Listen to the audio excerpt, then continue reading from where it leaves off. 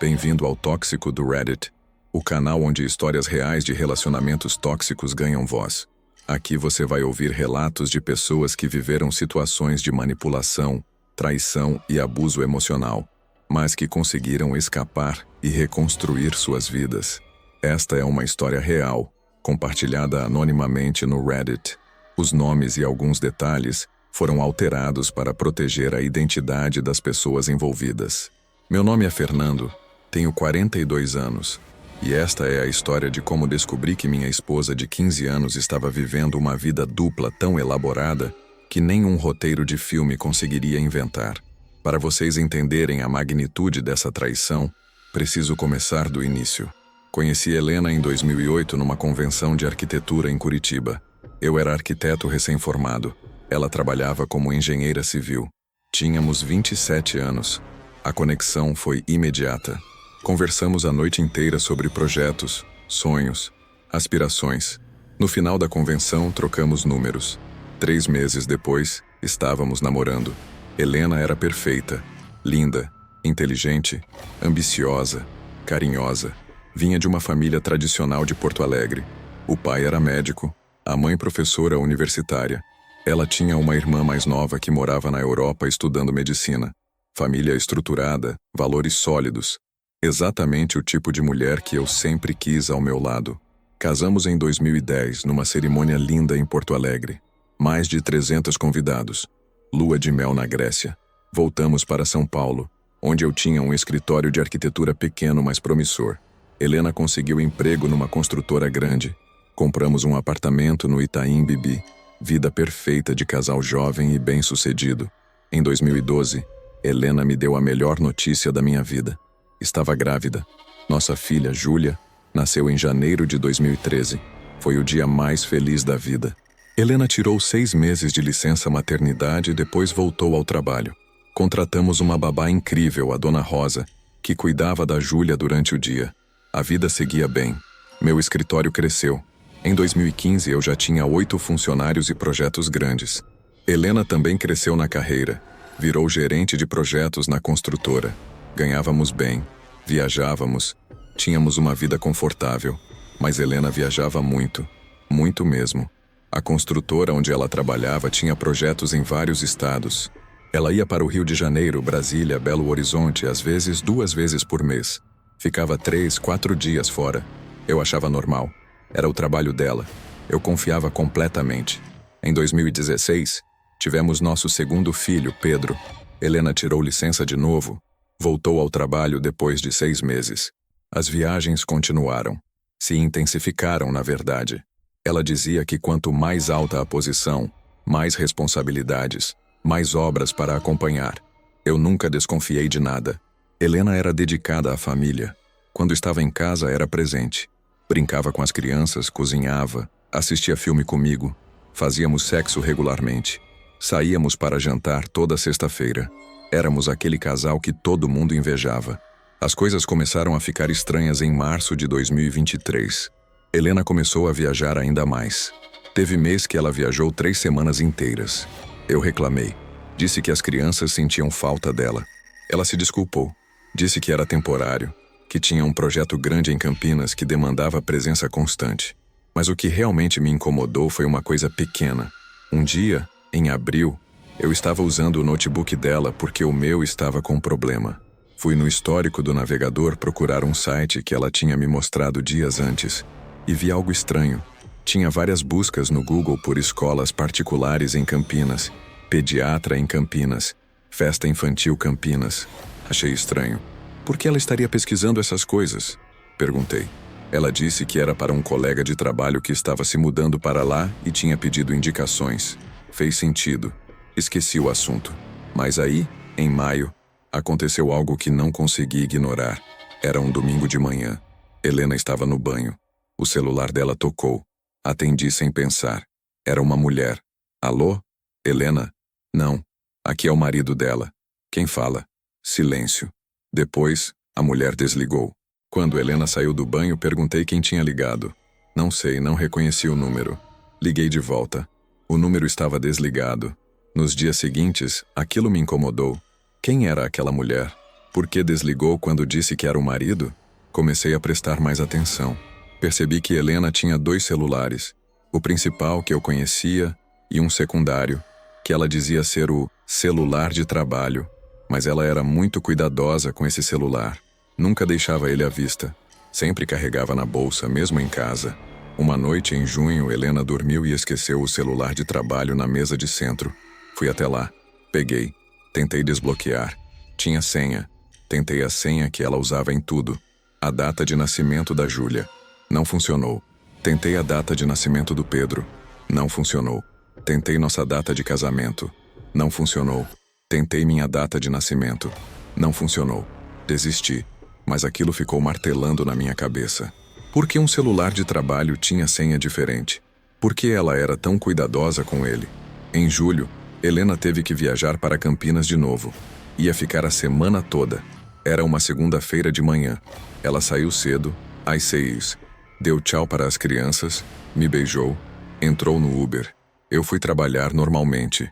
Mas durante o dia, não conseguia parar de pensar naquele celular, nas buscas sobre Campinas, na ligação estranha. Algo estava errado. Eu sentia. Às 15 horas, saí do escritório dizendo que não estava me sentindo bem. Entrei no carro e dirigi. Não tinha um plano, mas dirigi até Campinas. 2 horas de viagem. Cheguei em Campinas sem saber o que fazer. Liguei para Helena. Ela atendeu. Oi, amor, tudo bem? Tudo. Você está onde? Na obra. Por quê? Nada, só queria saber como você está. Estou bem, mas preciso desligar. Estou em reunião. Falo com você à noite. Desliguei. Fiquei ali, parado num estacionamento sem saber o que fazer. Ia voltar para São Paulo? Ia tentar encontrá-la? Foi então que tive uma ideia. Abri o Instagram dela. Ela sempre postava stories quando estava em viagem de trabalho. Fotos da obra, do hotel, da cidade. Olhei os stories. Tinha uma foto postada há 3 horas. Era uma foto dela com capacete e colete de obra em frente a uma construção. A legenda dizia: mais um dia de trabalho duro. Dei zoom na foto. Consegui ver uma placa ao fundo. Era o nome da construtora e o endereço da obra. Rua dos Andradas, 485. Coloquei o endereço no Waze. Era a 20 minutos dali. Dirigi até lá. Cheguei na obra. Era um prédio comercial em construção, uns 15 andares. Estacionei do outro lado da rua e fiquei observando. Tinha vários carros estacionados em frente. Operários entrando e saindo. Esperei. Não sabia o que estava esperando, mas esperei. Às 17h30, vi Helena saindo. Ela estava com roupa de obra, capacete, colete. Conversava com outros engenheiros. Entrou no carro dela, um Honda Civic preto que eu conhecia bem. Comecei a seguir ela. Mantive distância. Ela dirigiu por uns 15 minutos, saiu da área central, foi para um bairro residencial. Entrou numa rua arborizada, com casas bonitas, bem cuidadas. Parou em frente a uma casa amarela com portão branco. Uma casa linda, 2 andares, jardim bem cuidado. Ela desceu do carro, pegou uma bolsa do banco de trás, usou uma chave para abrir o portão. Ela tinha a chave. Não tocou campainha. Ela morava ali. Meu coração estava disparado. O que era aquilo? Ela tinha uma casa em Campinas? Por quê? Para quê? Esperei ela entrar. A porta da casa se fechou. Fiquei ali, parado no carro a uns 50 metros de distância, observando. Uns 10 minutos depois, a porta da casa se abriu de novo. Saiu uma criança. Um menino de uns 7, 8 anos. Depois saiu outra criança. Uma menina de uns 5 anos. E então saiu Helena. Os 3 foram até o jardim. As crianças começaram a brincar. Helena sentou numa cadeira, sorrindo, observando. Não conseguia processar o que estava vendo. Quem eram aquelas crianças? Filhos de quem? Por que Helena estava ali, naquela casa, com aquelas crianças? Então a porta se abriu mais uma vez. E saiu um homem. Alto, cabelo escuro, uns 40 anos. Ele foi até Helena, se abaixou e a beijou. Um beijo de casal. Um beijo longo, carinhoso. As crianças correram até ele gritando: papai, o mundo parou. Minha esposa, minha Helena. Estava ali, com outro homem, 2 outras crianças, vivendo como uma família.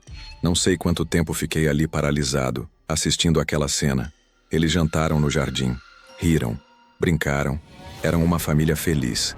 Às 20 horas, Entrei em pânico. Precisava ir embora. Precisava pensar. Dirigi de volta para São Paulo no piloto automático. Não lembro de nada da viagem. Cheguei em casa perto das 22 horas. Dona Rosa estava lá com as crianças. Eles já estavam dormindo. Agradeci, paguei ela, esperei ela ir embora. Fiquei sozinho na sala. Tentei processar o que tinha visto. Helena tinha 2 famílias, 2 casas, 2 maridos, 4 filhos no total. Como era possível? Como ela conseguia manter isso? Quanto tempo isso estava acontecendo? Meu celular tocou. Era Helena. Não atendi. Ela ligou de novo. Mandou mensagem. Amor, está tudo bem? Por que não atende? Não respondi. Passei a noite acordado. De manhã, Helena ligou de novo. Atendi. Fernando, por que você não atende? Estou preocupada. Preciso te perguntar uma coisa. O que foi? Você está estranho. Você me ama? Silêncio. Claro que eu te amo.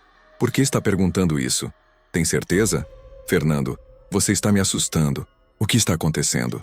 Eu estava em Campinas ontem. Silêncio longo. Como assim? Eu te segui. Vi a casa. Vi o homem. Vi as crianças. Eu ouvi quando o celular dela caiu. Ouvi ela soluçando. Ouvi o pânico na voz dela quando ela pegou o celular de volta. Fernando, eu posso explicar. Explica então. Quantos anos de mentira? Quanto tempo você tem 2 famílias? Não é o que você está pensando. Quanto tempo, Helena? 12 anos. 12 anos. Ela estava com aquele homem há 12 anos. As crianças eram dela. Ela tinha 2 filhos que eu não conhecia. Ela estava vivendo 2 vidas completas durante todo o nosso casamento. Eu vou para São Paulo agora, ela disse chorando. A gente precisa conversar pessoalmente. Não, não volta. Não quero ver você nunca mais. Fernando, por favor, me deixa explicar direito. Não é o que você pensa. Desliguei. Bloqueei o número. Bloqueei o outro celular dela também. Nos dias seguintes, tentei entender como aquilo era possível. 12 anos vivendo vida dupla. Como ela conseguia? As viagens de trabalho eram mentira? Todas elas. Liguei para a construtora onde ela trabalhava. Pedi para falar com o RH. Me identifiquei como o marido dela. Perguntei sobre as viagens dela para Campinas. A atendente ficou confusa. Senhor, a Helena não viaja para Campinas. Ela trabalha aqui em São Paulo mesmo. Nossos projetos são todos na capital. Todas as viagens eram mentira. Todos os projetos em outros estados eram mentira. Ela ia para Campinas viver com a outra família. Comecei a investigar. Contratei um detetive particular. Pedi que ele descobrisse tudo sobre a vida de Helena em Campinas. O relatório chegou uma semana depois. E era ainda pior do que eu imaginava. Helena estava casada com o outro homem há 13 anos. O nome dele era Ricardo. Eles tinham se casado em 2010, apenas 3 meses antes de casar comigo. Sim, ela teve 2 cerimônias de casamento com 3 meses de diferença. Os filhos dela com Ricardo eram Mateus, 11 anos, e Laura, 8 anos. Ambos registrados com o sobrenome dele. Ela dividia a semana entre as 2 famílias. Segunda, terça e quarta em Campinas com Ricardo. Quinta, sexta, sábado e domingo em São Paulo comigo. Às vezes invertia, dizendo que tinha projetos diferentes. Ela trabalhava assim na construtora em São Paulo, mas em horário reduzido. Tinha arranjado um esquema com a chefia para trabalhar meio período, dizendo que tinha problemas de saúde que exigiam tratamento constante. Em Campinas, ela não trabalhava. Dizia para Ricardo que era dona de casa, que ele sustentava. O dinheiro que ela gastava lá era o dinheiro que ganhava em São Paulo. Ricardo não sabia de mim, assim como eu não sabia dele. Ambos achávamos que éramos os únicos maridos. As crianças não sabiam uma das outras. Júlia e Pedro não sabiam que tinham 2 meio-irmãos. Mateus e Laura não sabiam que tinham 2 meio-irmãos. Era uma vida dupla perfeita, organizada, planejada nos mínimos detalhes. O detetive descobriu mais. Helena tinha contas bancárias separadas, documentos separados. Em Campinas, ela usava o nome de Casada com Ricardo, Helena Silva. Em São Paulo, usava meu sobrenome, Helena Rodrigues. Ela tinha RG duplicado. CPF era o mesmo, mas tinha conseguido tirar outro RG com endereço em Campinas. Tinha carteira de motorista nas 2 cidades. Cartões de crédito nas 2 cidades. Como ela conseguiu fazer tudo isso? Como os sistemas não pegaram? Eu não sei, mas ela conseguiu. Fiquei uma semana sem saber o que fazer. Helena tentou me contatar dezenas de vezes. Criei coragem e li as mensagens dela. Ela dizia que me amava, que amava Ricardo também, que não era mentira, que os sentimentos eram reais, que ela não conseguia escolher entre as duas vidas, então viveu as duas, que foi egoísmo, que ela sabia, mas que não conseguiu parar. Dizia que ia terminar com Ricardo, que ia escolher eu, que a gente podia recomeçar, mas eu não queria recomeçar. Eu queria vingança. Entrei em contato com o detetive de novo. Pedi o contato do Ricardo. Ele me passou o telefone e o endereço de trabalho dele. Ricardo era gerente de vendas numa concessionária de carros em Campinas. Liguei para ele. Marquei um encontro. Disse que queria comprar um carro. Fui até Campinas no sábado seguinte. Deixei as crianças com minha mãe. Disse que tinha uma reunião de trabalho. Cheguei na concessionária. Ricardo me recebeu sorrindo, de paletó, gravata, simpático, bonito, parecia um cara legal. Bem-vindo! O senhor está interessado em qual modelo? Na verdade, não vim comprar carro. Vim falar sobre sua esposa. A expressão dele mudou. Como assim? Sua esposa, Helena. Você sabe que ela é casada com você, certo? Sim. Por quê? E você sabe que ela também é casada comigo? O rosto dele ficou branco. Mostrei as fotos. Certidão de casamento. Fotos nossas, da Júlia, do Pedro. Fotos da nossa casa. Fotos das viagens. Tudo. Ricardo sentou numa cadeira com força. Ficou em silêncio por uns 5 minutos. Depois perguntou com a voz tremendo. Quanto tempo? 15 anos. E você? 13. Ficamos ali os dois, sentados na concessionária vazia, processando o fato de que compartilhávamos a mesma esposa há mais de uma década. O que a gente faz? Ricardo perguntou. A gente se vinga. Passamos as próximas semanas planejando. Ricardo e eu. 2 homens que deveriam se odiar, mas que estavam unidos pela mesma traição. Descobrimos mais coisas. Helena tinha dito para Ricardo que era filha única e que os pais tinham morrido num acidente de carro quando ela era jovem. Mentira. Os pais dela estavam vivos em Porto Alegre. Ele nunca conheceu a família dela. Comigo, ela manteve a verdade sobre a família. Eu conhecia os pais, a irmã, mas ela sempre arrumava desculpas para eles não irem em Campinas. Dizia que tinha pouco tempo, que as crianças estavam ocupadas com escola. A irmã dela, que supostamente morava na Europa estudando medicina, também mentira. A irmã morava em Porto Alegre mesmo. Era dentista, casada, com 2 filhos. Helena só falava dela comigo. Era uma rede complexa de mentiras. Cada detalhe planejado, cada história ensaiada. Ricardo e eu decidimos. Íamos confrontar ela juntos. Mas não queríamos apenas confrontar. Queríamos destruir a vida perfeita que ela construiu com mentiras. Marcamos uma reunião com ela. Dissemos que era sobre o futuro das crianças, que precisávamos dos 3 juntos para decidir. Helena topou, achando que ia convencer um de nós a ficar com ela. No dia marcado, alugamos uma sala num hotel em São Paulo. Quando Helena chegou, viu eu e Ricardo sentados juntos à mesa. A expressão dela foi de pânico total. Tentou sair. Trancamos a porta. Senta, eu disse. Ela sentou tremendo. Você vai nos contar tudo, desde o começo, sem mentiras. E se você mentir, a gente sabe. A gente já descobriu tudo. Durante 3 horas, Helena contou sua história. Como conheceu Ricardo em 2009. Como conheceu eu em 2008. Como se apaixonou pelos 2 e não conseguiu escolher. Como planejou casar com os 2. Como construiu as 2 vidas.